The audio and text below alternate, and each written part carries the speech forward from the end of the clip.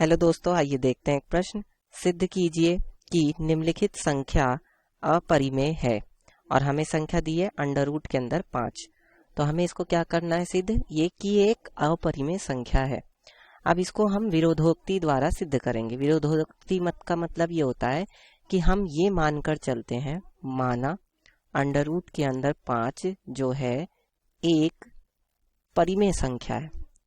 वैसे तो ये एक अपरिमेय संख्या है, लेकिन हम ये मान के चल रहे हैं कि ये एक परिमेय संख्या, मतलब हम इसका जस्ट उल्टा मानकर चलते हैं और फिर हम अपनी ही बात को बाद में गलत सिद्ध कर देंगे। इसी को हम क्या कहते हैं, विरोधोक्ति कहते हैं। तो माना √5 एक परिमेय संख्या है, ठीक है। अब जब ये एक परिमेय संख्या है तो हमें पता है कि कोई भी परिमेय संख्या P/Q के रूप में लिखी जा सकती है। ये परिमेय संख्या की शर्त होती है, जहां पर ये शर्त होती है कि Q बराबर नहीं होना चाहिए 0 के, मतलब Q 0 के बराबर नहीं होना चाहिए। तो जब √5 एक परिमेय संख्या है तो √5 को हम किस रूप में लिख सकते हैं, P/Q के रूप में लिख सकते हैं, ठीक है। और जहां पर क्या शर्त होती है कि Q बराबर नहीं होना चाहिए 0 के, ठीक है। तो अब यहां से क्या होगा कि P और Q में एक के अतिरिक्त कोई भी अभाज्य गुणनखंड नहीं होगा, क्योंकि P और Q जो होती हैं वो क्या होती हैं, सह अभाज्य संख्या होती है। यहाँ पर हम लिख सकते हैं जहां P व Q सह अभाज्य संख्या है। मैं भी बताऊंगा सह अभाज्य का क्या मतलब होता है। सह अभाज्य संख्या है। सह अभाज्य संख्या का मतलब होता है, जैसे मैं अगर कहूं 2/3, तो देखिए 2 भी क्या है, अभाज्य संख्या है, 3 भी अभाज्य संख्या है, ठीक है। लेकिन ये दोनों जो संख्याएं हैं अभाज्य संख्याएं, ये दोनों अलग अलग है, ठीक है। इसलिए हम इस पूरे जोड़े को क्या कहते हैं कि 2 और 3 क्या है, सह अभाज्य संख्या है। या जैसे मैं कहूं 5/7, तो 5 भी अभाज्य संख्या है, 7 भी अभाज्य संख्या है। तो अगर मैं 5 और 7 दोनों की एक साथ बात करूं तो 5 और 7 क्या है, अभाज्य संख्या है, वो भी सह। सह का मतलब एक साथ, ठीक है, एक साथ ये दोनों अभाज्य संख्या है। अब दोनों जब अभाज्य संख्या है तो P और Q में एक के अतिरिक्त, ठीक है, P व Q में एक के अतिरिक्त कुछ और उभयनिष्ठ नहीं होगा। अतिरिक्त कोई उभयनिष्ठ नहीं है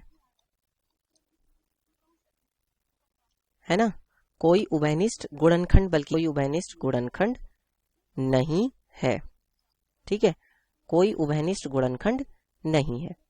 अब जब इसमें कोई P और Q में एक के अतिरिक्त कोई उभयनिष्ठ गुणनखंड नहीं है, ठीक, तो अब मैं यहां से क्या लिख सकता हूं भाई, जब √5 बराबर है P/Q के, तो यहां से अगर मैं P का मान निकालूं तो P बराबर क्या हो जाएगा, अंडर रूट के अंदर 5 गुणा में Q हो जाएगा, ठीक है, यही तो होगा।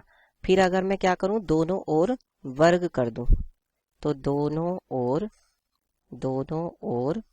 वर्ग से, ठीक है। और जब दोनों ओर वर्ग करूंगा तो क्या हो जाएगा, P का वर्ग हो जाएगा और √5 का वर्ग क्या होगा, 5 होगा, और Q का वर्ग क्या हो जाएगा, Q², ठीक है। Q का वर्ग क्या होगा, Q²। तो अब यहां से क्या हुआ कि P² जो है, P² हम क्या कह सकते हैं कि P² जो है वो 5 का क्या है, 5 का, या कह सकते हैं कि 5 से विभाज्य है। क्यों विभाज्य है, क्योंकि ये 5 की क्या आ रहा है, गुणा में आ रहा है। भाई P² को हम क्या लिख सकते हैं, 5Q²। इसका मतलब P² जो होगा वो 5 से क्या होगा, विभाज्य हो गया। विभाज्य का मतलब भाग दे सकते हैं इसको पूरी तरह, और पूरी तरह से भाग देके यानी शेषफल क्या आ जाएगा, 0 आ जाएगा। ये बात हो गई। अब जब P² 5 से विभाज्य है तो इसका मतलब क्या हुआ, इसका मतलब P भी 5 से विभाज्य है। इसका मतलब यही तो होगा। क्योंकि मान लीजिए अगर कोई संख्या है, जैसे मैंने कह दिया 35, ठीक है, या मान लीजिए 25 है, 25 बराबर मान लीजिए P², ये मैं उदाहरण देके समझा रहा हूं। मान लीजिए कि P² बराबर 25 है और 25 क्या है, 5 से विभाज्य है, तो फिर P भी तो 5 से विभाज्य होगा, क्योंकि इसका वर्गमूल क्या आएगा, इसका वर्गमूल 5 आएगा, तो 5 तो 5 से भाज्य होता ही है। तो यही बात तो यहाँ पर हम कह रहे हैं, ठीक है। तो इसका मतलब ये हुआ कि हम P बराबर क्या लिख सकते हैं, 5 गुणा में R लिख सकते हैं, ठीक है, क्योंकि भाई जब p 5 से विभाज्य है तो हम p को 5 के गुणा के रूप में लिख सकते हैं। अब r चाहे जो भी हो, यहाँ पे 1 हो, 2 हो, 3 हो, चाहे जो भी हो, ठीक है। अब अगर मैं यहाँ पर दोनों तरफ वर्ग कर दूं, दोनों ओर वर्ग, ठीक है, दोनों ओर वर्ग से, तो देखिए जब दोनों ओर वर्ग करूंगा तो इधर तो हो जाएगा p स्क्वायर और इधर क्या हो जाएगा 5 का वर्ग 25 और r का वर्ग r स्क्वायर, ये हो गया। ठीक है, अब आप देख सकते हैं कि ये भी p स्क्वायर का मान है और ये भी p स्क्वायर का मान है। इसका मतलब 5q स्क्वायर बराबर होगा 25r स्क्वायर के। ठीक है, 5q स्क्वायर बराबर होगा 25r स्क्वायर के। इसका मतलब क्या हुआ कि q स्क्वायर बराबर क्या हो जाएगा 5r स्क्वायर। अब देखिए q स्क्वायर बराबर भी क्या आ गया 5r स्क्वायर आ गया। मतलब ये कि q स्क्वायर जो है, इसका मतलब क्या हुआ कि q स्क्वायर 5 से विभाज्य है। ठीक है, और जब q 5 से विभाज्य है q स्क्वायर, तो इसका मतलब क्या q भी 5 से विभाज्य होगा। जैसे कि मैंने आपको उदाहरण देके ये वाला समझाया था p के लिए, ऐसे ही q भी ऐसे 5 से विभाज्य होगा। अब जरा ध्यान दीजिए, हमने ये मान के चले थे, हम क्या मान के चले थे कि जो p और q हैं वो सह अभाज्य संख्याएं हैं। मतलब p और q में एक के अतिरिक्त कोई भी उभयनिष्ठ गुणनखंड नहीं है।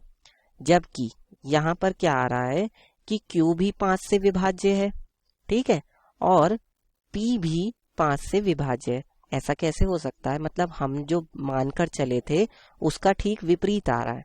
ठीक है, तो हम यहाँ पे लिखेंगे हमने ये माना था, इसका मतलब ये हुआ कि जो p है ना वह q है, तो जो क्योंकि p व q क्या है 5 से विभाज्य है। ठीक है, p व q 5 से विभाज्य है।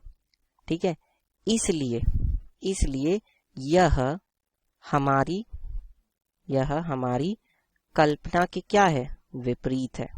यह हमारी कल्पना के विपरीत है, मतलब उल्टा है। ठीक है, एक तरह से विरोधाभास आ गया। हमने जो माना था हमारी बात का विरोध हो गया। ठीक है, इसलिए हम कह सकते हैं, इसलिए क्या होगा, हमने जो माना था वो गलत सिद्ध हो गया। हमने जो माना वो क्या है, हमारी मान्यता गलत है। ठीक है, या हम कह सकते हैं कि हमारी मान्यता के ठीक क्या है विपरीत है। तो इसका मतलब √5 क्या है, √5 एक क्या है अपरिमेय संख्या, क्योंकि हमने तो परिमेय मानी थी। तो क्या हो जाएगी √5 एक अपरिमेय संख्या है। तो ये हम सिद्ध कर दिया।